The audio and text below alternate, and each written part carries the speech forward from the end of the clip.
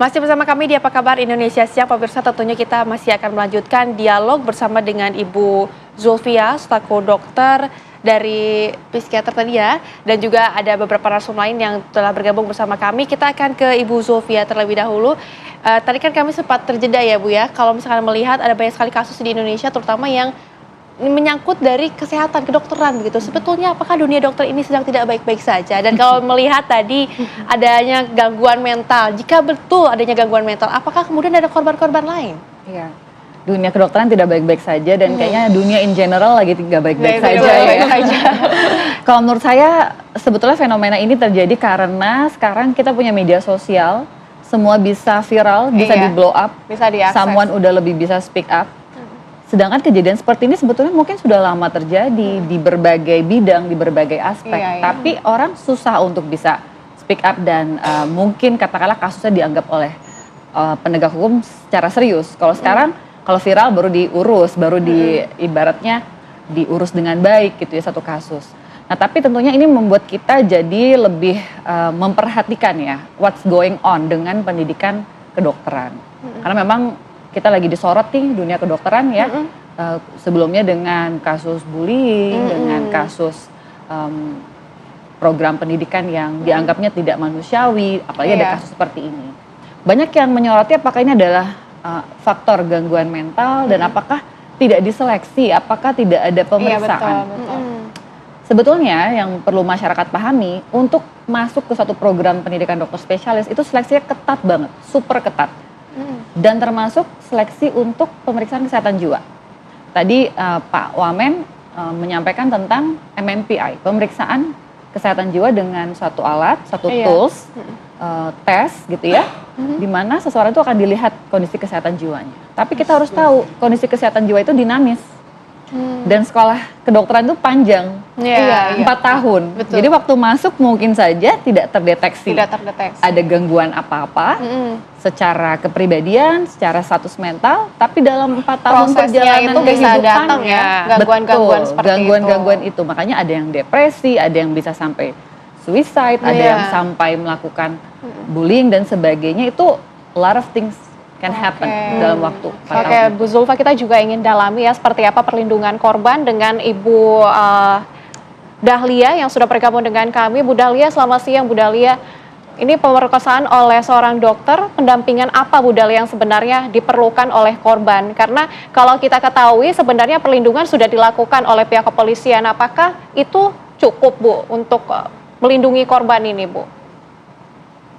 Ya, yang pertama-tama saya menyampaikan, Komnas Perempuan tentunya menyampaikan keprihatinan kepada korban dan dukungan kepada korban yang berani bicara dan melaporkan peristiwa yang dialaminya dengan waktu yang cepat.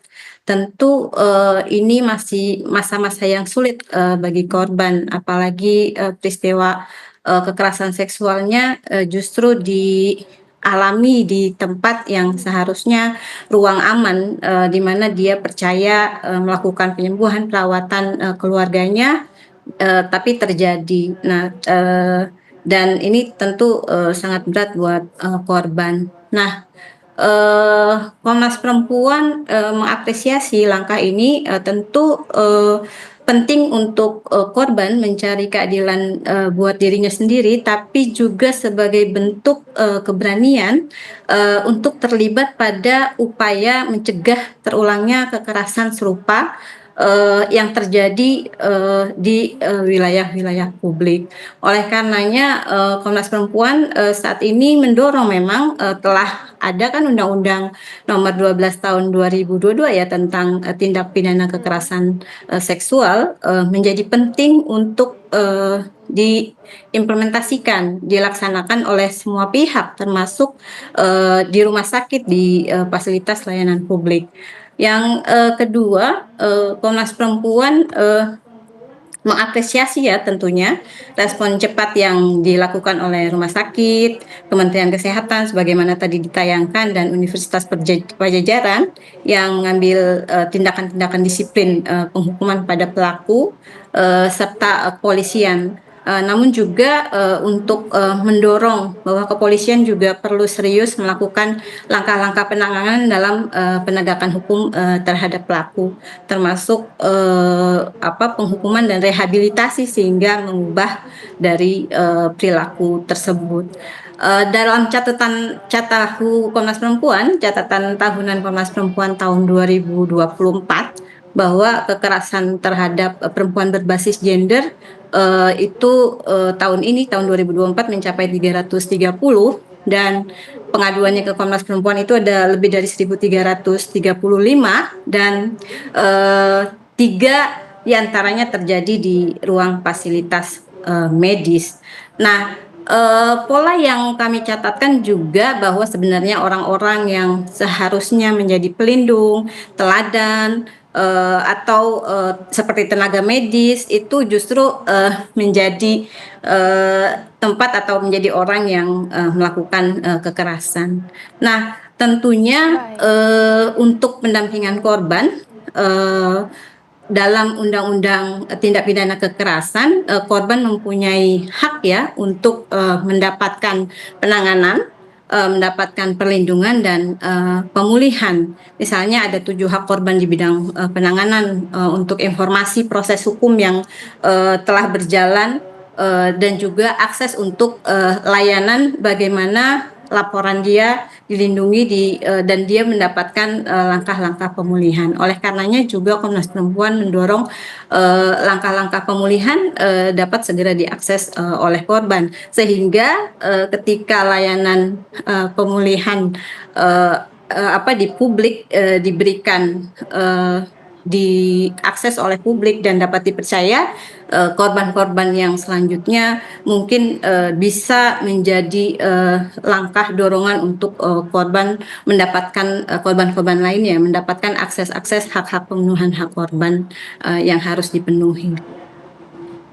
Baik, Bu Dahlia, tentunya kita juga akan mempertanyakan hal ini kepada Ibu Rosi selaku profesor dari Unpad. Bu Rosi, ini sanksi apa yang saat ini dijatuhkan oleh kampus terhadap pelaku? Assalamualaikum. Jadi memang yang bersangkutan itu sudah diberhentikan secara permanen dari Universitas Pajajaran. Dan kami lakukan dengan cepat karena memang kami tidak mentolerir adanya kekerasan ataupun tindakan asusila di lingkungan kampus dan juga di rumah sakit sebagai tempat PPDS itu belajar gitu ya. Jadi kami sangat bertindak cepat gitu ya, tidak ada 24 jam sudah kami lakukan sidang etik gitu ya dengan yang bersangkutan dari departemen, kemudian juga komite etik, kemudian sehari setelahnya langsung sudah ada pemberhentian sementara kepada yang bersangkutan gitu ya. Dan saat ini yang bersangkutan sudah istilahnya di DO gitu ya. Jadi kami tegas dengan tindakan asusila yang sudah dilakukan.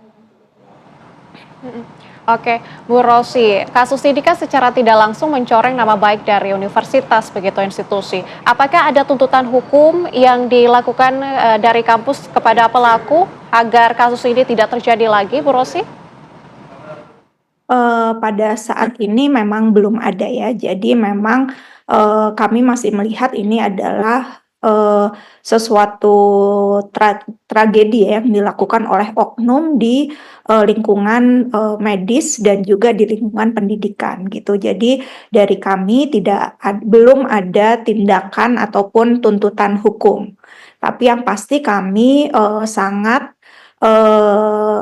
sangat mendukung ataupun sangat mendukung kepada korban, di mana kami juga memberikan tawaran untuk layanan baik hukum maupun psikologis kepada korban.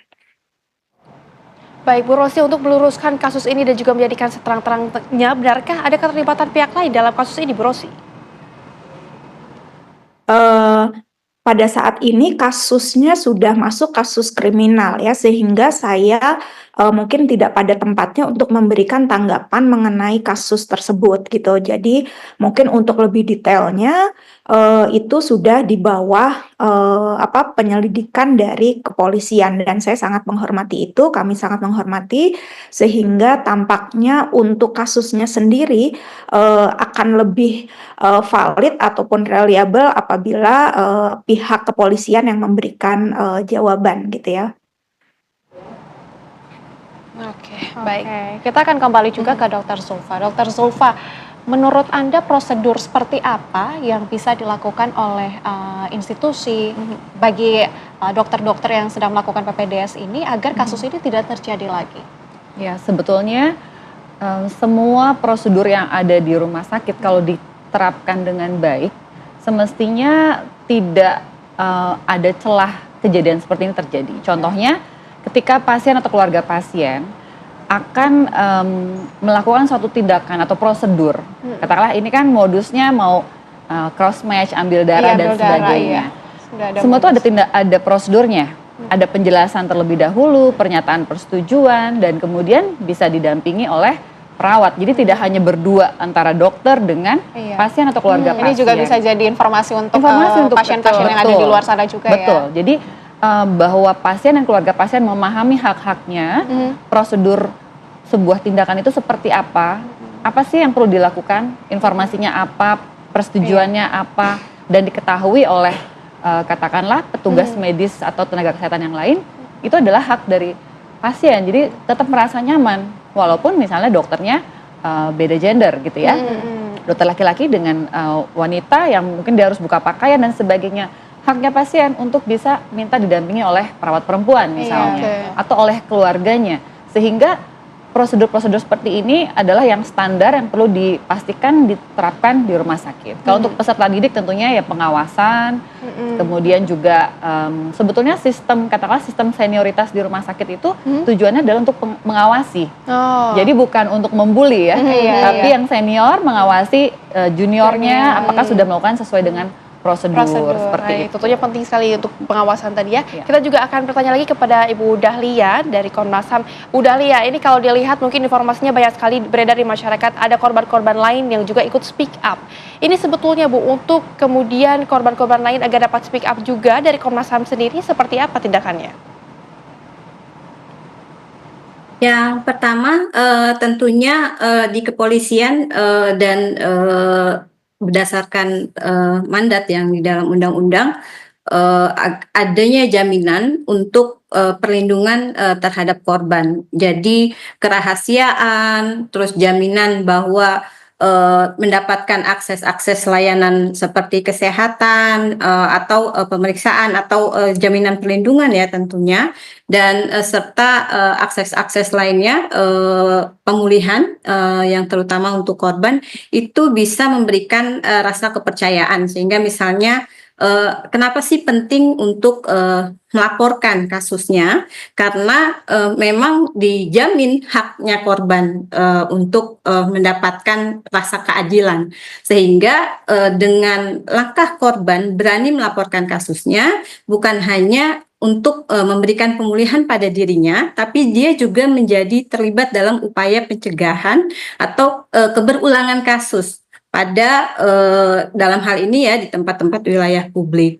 Oleh karenanya memang Komnas Perempuan juga mendorong mekanisme untuk upaya penanganan, perlindungan, dan pencegahan di fasilitas publik itu terutama dibangun oleh pemerintah, menjadi tanggung jawab pemerintah dalam hal ini misalnya di Kementerian Kesehatan di tingkat nasional maupun di daerah melalui rumah sakit atau fasilitas kesehatan itu memulihkan rasa kepercayaan kembali untuk ruang-ruang publik itu menjadi aman. Yang tadi sebagaimana disampaikan oleh Ibu Dokter ya, bahwa ada SOP di setiap rumah sakit atau misalnya di fasilitas medis untuk pemeriksaan terhadap pasien, sehingga publik jadi percaya kembali bahwa betul-betul dia akses kesehatan yang ingin didapatkannya justru memberikan ruang aman.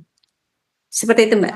Oke. Bu Dahlia, oke. Bu Dahlia, terima kasih untuk penjelasannya. Terima kasih juga kepada Bu Rosi yang sudah bergabung bersama kami dengan penjelasannya. Kami juga berterima kasih pada Dokter Zulfia. Terima kasih untuk penjelasannya, dokter. Dan tentunya ya Rehana, kita berharap Betul agar kasus sekali. ini segera menemui titik terang dan terang, kasus ya. seperti ini tidak pernah terulang terjadi lagi. Betul sekali. Terima kasih semuanya.